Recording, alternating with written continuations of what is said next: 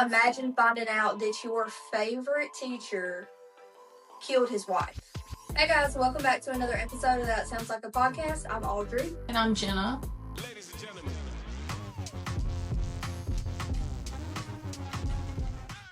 So this week we're talking about a true crime story that hits a little close to home. Me and my boyfriend watch so much true crime, especially him. It's like his favorite form of content. And one day last week, while scrolling on Facebook, he found out that one of his favorite teachers from high school was not the man that he thought that he was, to say the least. Yeah, it's crazy, y'all.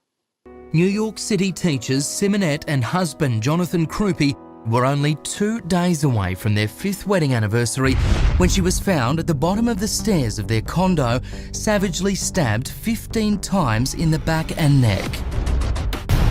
We wanted to make a special section of this episode where we introduce our victim. This is Simonette Mapes Crupi. She was known to be a loving daughter, sister, friend, and teacher.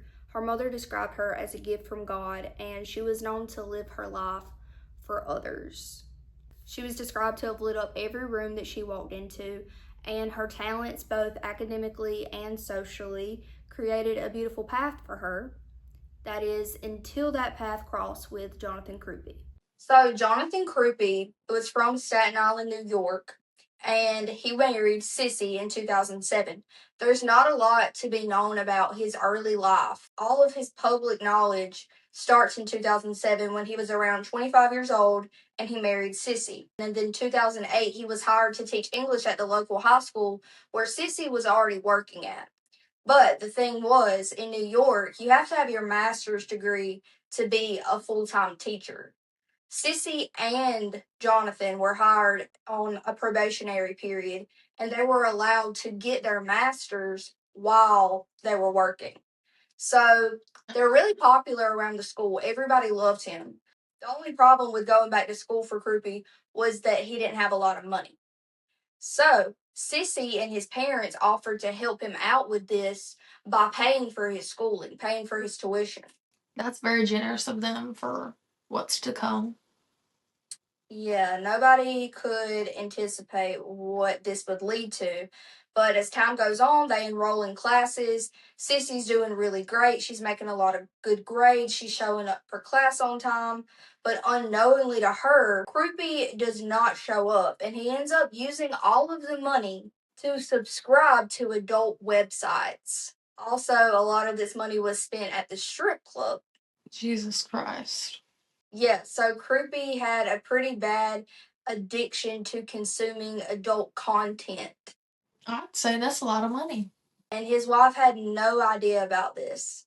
By 2009, his addiction reached an all-time low and he started using the money to purchase prostitutes. During this time, Crupi comes into contact with an escort that goes by the name Miss Pumpkin. Some sources say that she was his favorite, but they were definitely spending a lot of time together. So keep this name in mind because she becomes a huge part of the investigation later on. And they end up meeting pretty regularly. And even at his house with Sissy, whenever Sissy wasn't around, he would bring Miss Pumpkin into the house. Things were getting really out of control, and it seemed like he was becoming pretty comfortable with his addiction. That's bold as hell.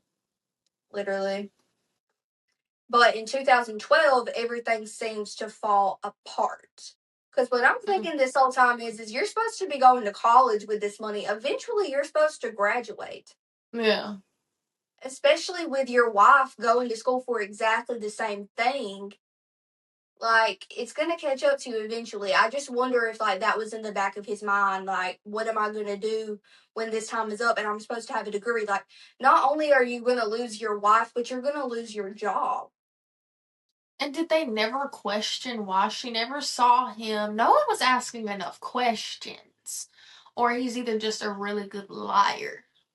Yeah, it had to have been set up to where that wouldn't be a possibility. Like, they weren't in the same classes. They weren't supposed to be at school at the same time or it wouldn't have worked out.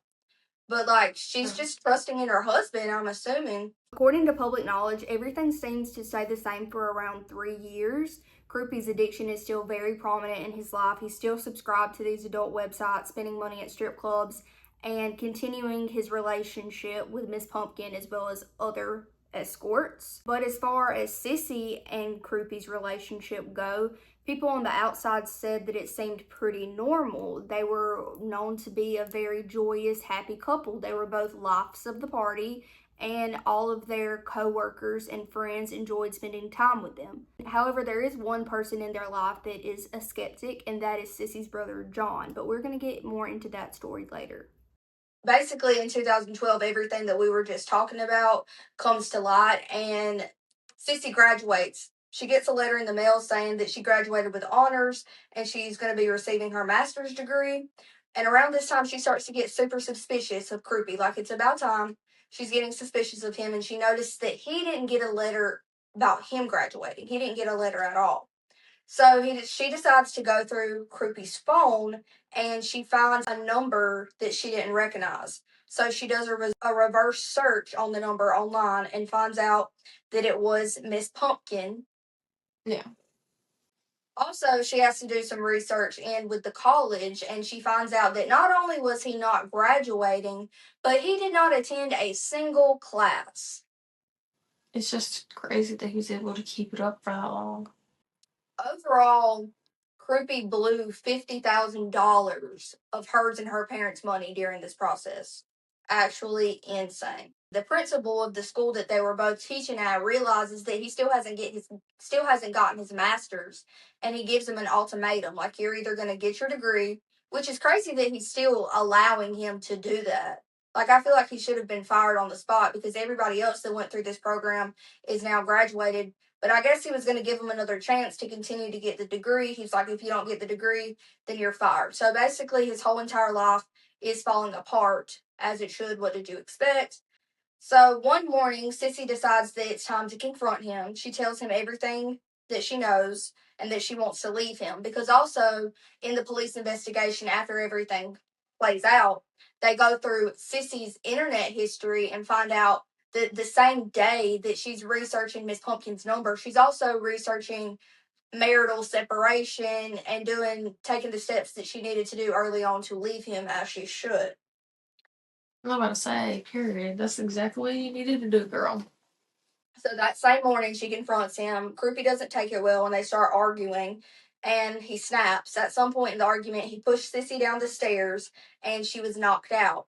But instead of seeking medical attention, like he should have, he takes the time to go to his computer and Google how to slit someone's throat and how to cover up a crime scene, how to clean a crime scene.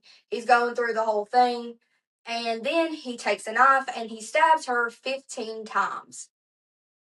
That is the most dumbest shit ever to search that while she's still sitting there. Like, if that's not the most, I mean, I was about to say, like, I don't know. That's the stupidest, like, okay, she's at the bottom of these stairs. Let me go Google real quick how I can commit this crime, kill her, and then let me go stab her 15 times. That's excessive. That's what happens in these, like, crimes of passion, as they call it. You don't stab a random person 15 times. Even though they're older, but that sounds to me like the most Gen Z type of thing to happen. Like, kill someone, let me use Chat GPT, how do I clean this up? Now, that happens a lot. Like, in all these true crime stories that we watch, I would say a good half of them. Obviously, I'm making up statistics right now, but so many of these people get caught because of internet history. So now he has to figure out how to cover everything up. So he makes it look like a robbery by trashing the house. And then he goes to make an alibi by running errands. He buys movie tickets, he buys new shoes.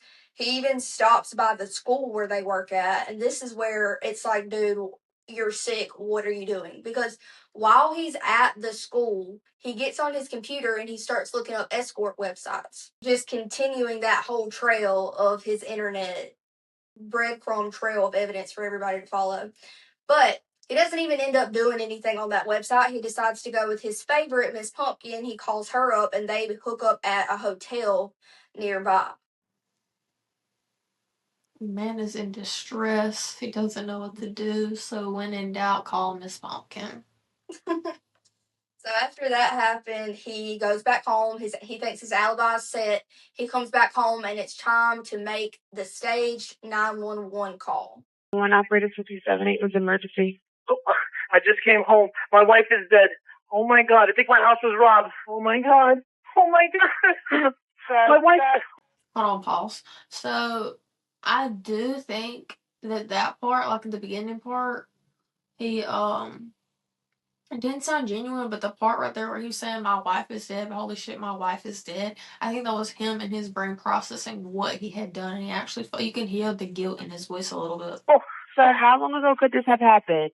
I have no idea. I left this morning. Okay, oh my God. Sir, I know you're scared, but why do you say she's dead? Like, is she? There's blood all over. Oh my God, she's in a giant puddle of blood. Okay, give me your name, sir. My name is Jonathan Croupy. My wife is dead. My wife is dead. I just think the way that he's crying is crazy. It doesn't sound like he's actually crying. He's like, ah ha ha ha, ah ha ha ha. It's a very weird crying sound. Yeah, like the whole thing doesn't sound genuine, but that part right there where he was saying that, I think that was a little bit of a realization. Oh my God, Teresa, pick up the phone. It's Simonette. It's an emergency. The house is robbed. Oh my God. Oh, call me back, please. The last half of the clip you guys just heard was a phone call that Croupy made to Teresa, Sissy's mother. Teresa recounts Croupy and Sissy's relationship as pretty normal. She considered Jonathan as part of the family, and she said that they just lived their lives together. She even invites Jonathan and his family into the Mapes' home after this whole situation transpired. As you can imagine, everyone's together grieving, and it's a very traumatic situation for everyone involved. However, the Mapes remember Croupy having very strange reactions during this time. One time he came downstairs during the families being gathered, and all he asks is where the food is. He says, "I'm starving, do we have anything to eat?" Rightfully so, everyone was shocked about this. The last thing on anybody's mind was food, especially John, Sissy's brother. Alarms go off in his mind, and he even said that he felt uncomfortable with Jonathan staying at his parents' house that night, and he told them to lock the doors, and he felt like he needed to stand on guard for his family's protection. So a few days after the murder, he's living with his parents. He hits up Miss Pumpkin again. They go back to the motel where they always meet up. They hook up again. And he actually confides in Miss Pumpkin about his wife being murdered. He said that I don't know who could have done this, and he pretends to be emotional about the situation. And he tells her that it happened on the last time that they were together. So like, this happened, my wife was killed while I was hooking up with you. So this information is just in the back of Pumpkin's mind, and everybody goes along with their lives, but the police are still continuing their investigation. And at one point, they're able to get into Sissy's phone, and they see a number saved under the name Woman. So they call the number, find out that it's Miss Pumpkin, and bring her in for questioning. And Miss Pumpkin tells the police about what Croupy said about them being together on the day of the murder. I guess he was trying to build a stronger alibi by telling her that, knowing that she would go back and tell on him, like if she got questioned. Yeah, but no, because he lied to the police. He was supposed to, when you're interrogated for stuff like this, you have to tell the police every single thing you did from the time that you woke up until then, like what happened. And you have to tell the whole honest truth. He didn't tell them about Pumpkin because she's a prostitute, and that would low-key be motive to kill your wife if you want to have an affair or be with another woman. So he didn't tell the police about this, and that made him super suspicious. He became a suspect, and they gave a search warrant on all of his technology. That's when they go through his computer and find everything that he Googled while she was lying there, knocked out, about how to cover up a crime scene, how to slit a throat, all these things, and then that's how he was arrested. I was gonna say that dude looked creepy. Creepy and creepy. Creepy. But I didn't realize this like in my initial research, but the crime happened in July of 2012. He wasn't arrested until November of 2012. And he was later convicted of second-degree murder in 2015. He was sentenced to a maximum term of 25 years to life in prison. As he should. So I found a Facebook page that Sissy's mother, Teresa, made as like a memorial page. And in 2017 or 2016, she posted this screenshot of Creepy trying to get into dating websites while he was in prison. Just like this really creepy paragraph. I'll put it on the screen so y'all can pause it and read it.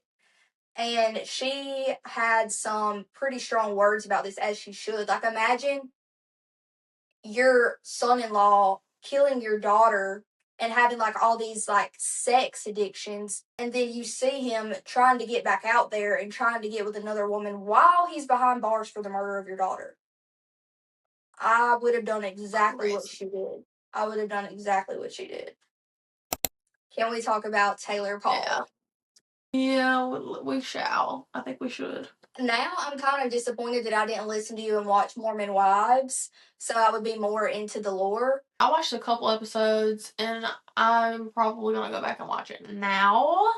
Apparently, this whole scandal that happened with her fighting her ex-boyfriend Dakota was mentioned in the show. Like, it was already public knowledge, but the full video hadn't been leaked yet. Jenna hadn't seen the full video. I sent her like the most crazy part of the video for her to watch.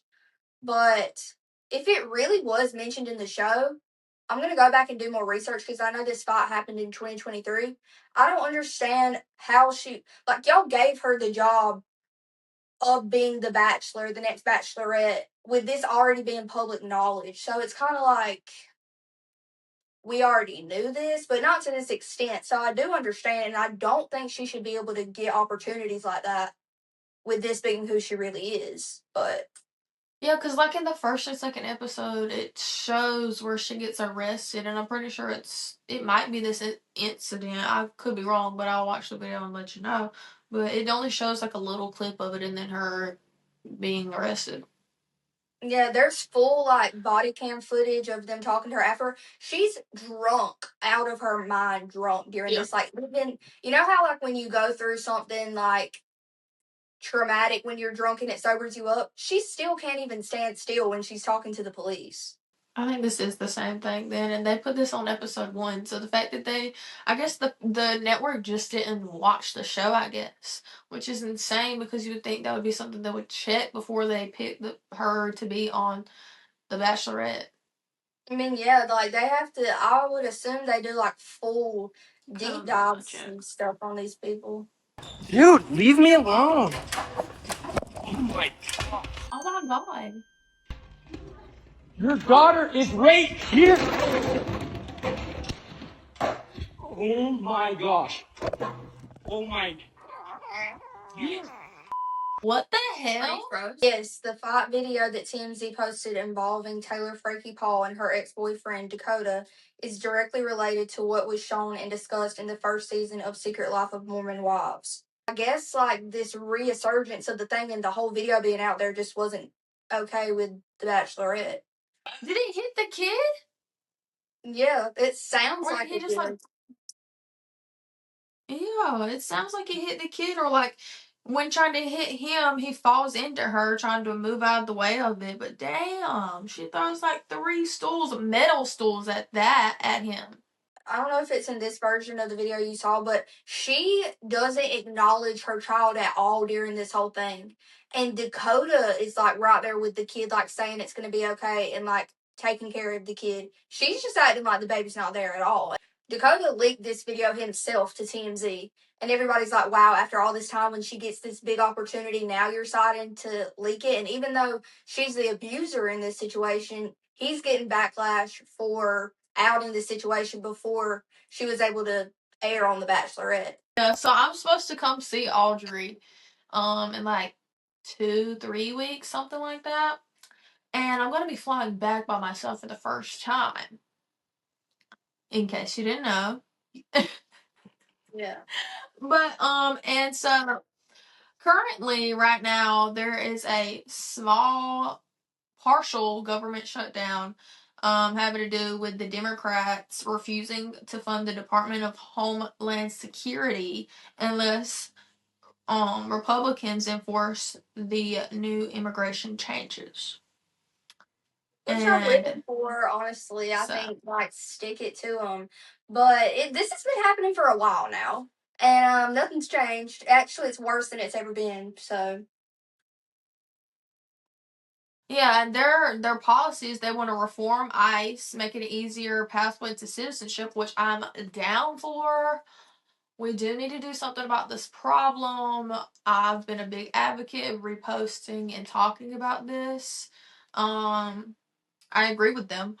But on the other hand, this is causing people to have increasing the concern for terrorism because a lot in Atlanta this past week, 40% of the TSA officers have called out sick. because they're not getting paid. Yeah, because they're not getting paid. The Homeland Security is where they get their funds from. So obviously, it says 50,000 without pay have been working, but that's only because I feel like they have to have someone there. There are airports that have shut down because they still don't have enough people, and then the other ones that haven't shut down, the people are having to wait 4+ hours in line averagely. And then there's hundreds that have quit, thousands that have called out. It's just a really big problem. Yeah, for It's real. like, till what extent will they let it get to before they do something about it? Like, how long is the Republicans gonna just let this happen? They're so worried about the terrorism and immigration, but they're not doing anything about it. And this is one of the biggest things against that we can have for people to come in and out, and security. Like, you would think they would care a little bit more. And would be the worst time for this to happen too, because it's also spring break season. So it's an Traveling increase is in awesome. influx of yeah, like everyone's traveling right now. And speaking of spring break season, sun's out, buns out. Florida is full to the max. So let me tell you about these stories that have been appearing. I think a couple weeks ago, I was like early. I think it was really the early first week of spring break, I guess, for colleges. There was a video going around of this girl in Houston because apparently PCB isn't the place to go this year because they're cracking down. This year it was either Daytona or Houston. And some people haven't taught these little young generation girls, whatever you want to call it, how to be a lady. Okay. In my opinion. Because what self-respect do you have? What self-respect do you have to do this? But there's a girl that went viral for literally doing the deed in a car in line while everyone was waiting in line. She was in a car right beside them, windows down, lights on, riding her man, being loud. Like, girl. Speaking of Houston, spring break season, it has records, statistics, doctors all have said that the STD rate has increased since last year and this spring break season. Syphilis increased by 79%. HIV increased by 17%. And gonorrhea and chlamydia increased by 32%.